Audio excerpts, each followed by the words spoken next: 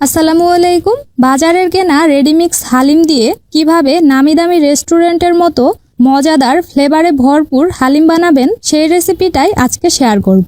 Perfect Halim রান্নার জন্য পুরো ভিডিও জুড়ে অনেক দরকারি টিপস শেয়ার করেছি, যেগুলো অনেকেরই অজানা। এভাবে বানালে খেয়ে কেউ বুঝতেই পারবে না যে এই হালিম আপনি ঘরে বানিয়েছেন। আমি আজকে 200 গ্রামের 1 প্যাকেট হালিম মিক্স নিয়েছি। আর হালিম মিক্সের ভিতরে 2টা প্যাকেট থাকে। যেই প্যাকেটটা বড় সেটাতে এরকম চাল, ডাল এবং অন্যান্য শস্যদানার মিশ্রণ পাবেন। তো এখন এতে 2 কাপ ফুটন্ত গরম পানি দিয়ে এই শস্যদানাগুলো ভিজিয়ে রাখতে হবে। আমি অল্প অল্প করে পানি দিয়ে ভালোভাবে মিশিয়ে নিয়েছি, কারণ একেবারে বেশি পানি শুরুতেই দিয়ে মিশাতে গেলে দলা বেঁধে যাবে।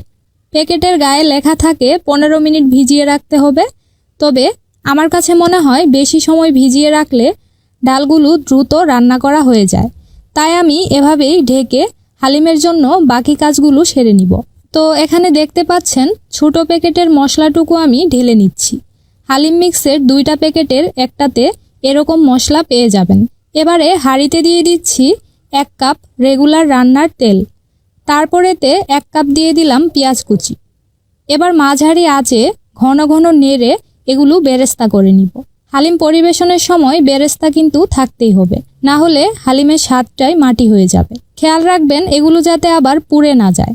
এরকম লালচে কালার আসলেই তেল থেকে তুলে ফেলতে হবে। তো এবারে এই তেলের মধ্যেই আবারও দিয়ে দিচ্ছি 1 কাপ পরিমাণ পেঁয়াজ কুচি। তারপর পেঁয়াজগুলো হালকা লালচে কালার আসা পর্যন্ত ভেজে নিয়েছি। ভাজার পর এতে দিয়ে দিচ্ছি 1 টেবিল চামচ রসুন বাটা আর 1 টেবিল চামচ আদা বাটা। তারপর হলুদের গুঁড়া দিয়ে দিলাম 1 চা চামচ, সাথে স্বাদ মতো মরিচের গুঁড়া, 1 চা চামচ ভাজা জিরার গুঁড়া এবং স্বাদ মতো দিয়ে দিচ্ছি লবণ। হালিমের মশলার সাথে কিন্তু লবণ দেওয়াই থাকে, তাই এ পর্যায়ে খুব বেশি লবণ দিতে হবে না। এখন লো আঁচে মশলাগুলোর কাঁচা গন্ধ চলে যাওয়া পর্যন্ত ভেজে নিতে হবে। যদিও হালিম মিক্সের মশলার মধ্যেই সব কিছু দেওয়াই থাকে, তারপরও এই বাড়তি মশলাগুলো দিলে স্বাদটা একদম পারফেক্ট হয়। মশলাগুলো ভাজা হয়ে গেছে। এখানে আমি গরুর মাংস নিয়েছি 600 গ্রাম। হালিম তৈরিতে চেষ্টা করবেন হাড় চর্বি সহ মাংস ব্যবহার করতে, তাহলে হালিমের স্বাদটা অনেক ভালো হয়। মাংসটুকু ভাজা মশলার মধ্যে দেওয়ার পর এতে আমি দিয়ে দিচ্ছি যেই হালিমের মশলাটা ছিল সেখান থেকে অর্ধেকটারও বেশি মশলা, আর বাকিটুকু রেখে দিব রান্নার শেষে দেওয়ার জন্য। এবার ভালোভাবে মাংসটুকু মশলার সাথে কম আঁচে ভেজে নিব। খেয়াল রাখবেন এগুলো যাতে আবার পুড়ে না যায়। 10 মিনিটের মতো মাংসটুকু মশলার সাথে আমি এভাবেই কষিয়ে নিয়েছি। তারপর মাংসটুকু সিদ্ধ হওয়ার জন্য এতে দিয়ে দিচ্ছি 3 কাপ গরম পানি। অবশ্যই গরম পানি ব্যবহার করবেন, তাহলে মাংসগুলো দ্রুত সিদ্ধ হয়ে যাবে। এখন ঢেকে রান্না করতে হবে যতক্ষণ না মাংসগুলো ভালোভাবে সিদ্ধ হয়ে যায়।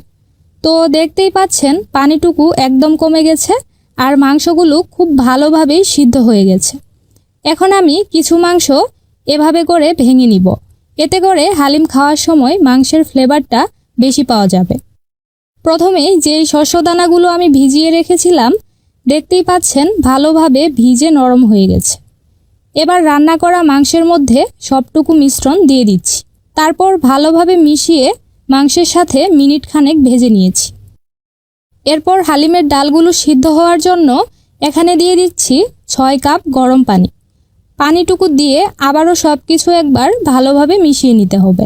তারপর ঢেকে চুলার আঁচ লো হিটে রেখে ডালগুলো পুরোপুরি সিদ্ধ হওয়া পর্যন্ত হালিমটা রান্না করতে হবে।